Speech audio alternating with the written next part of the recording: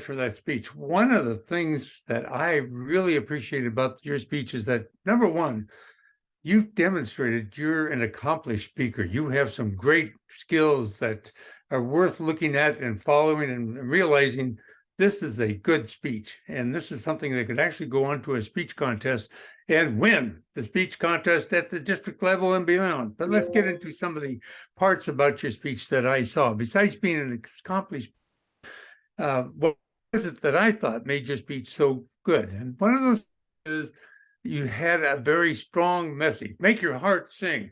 Well, what more inviting than looking at somebody yourself? I'm looking at myself. What can I make my heart sing? So you were talking to me. You were talking to each member in the audience. And that was good. You had a good opening body and close in your whole speech. It wasn't just a ramble of thoughts. You had definite stories that you were telling. In this case, I think there were four, at least three or four. Doesn't make any difference. Very well structured. You even interacted the stories together a little bit with being able to tell your stories that incorporated some information from a previous story. That made it even more interesting. So the stories were interesting. That made me listen. They were also very pointed. They pointed to the message that you were trying to give. Well-structured speech, and you spoke clearly.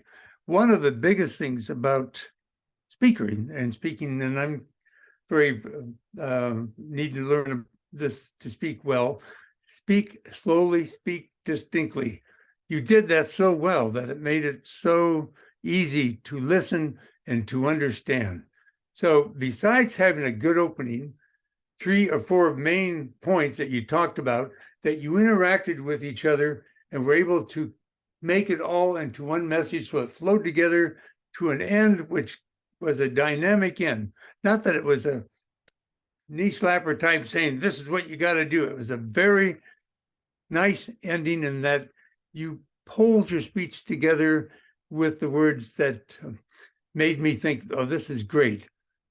I'm trying to think of those words now, and I think what it was, oh yeah, let it be so. What better words to close your speech with, let it be so.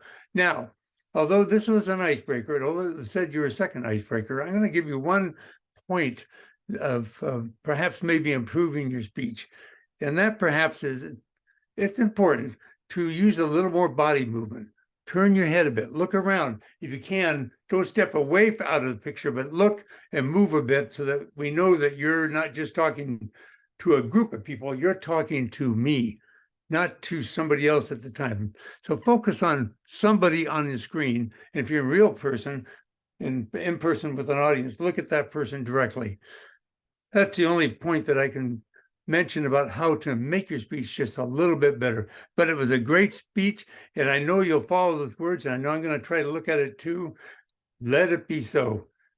Back to Mr. Toastmaster, Mr. Program Evaluator.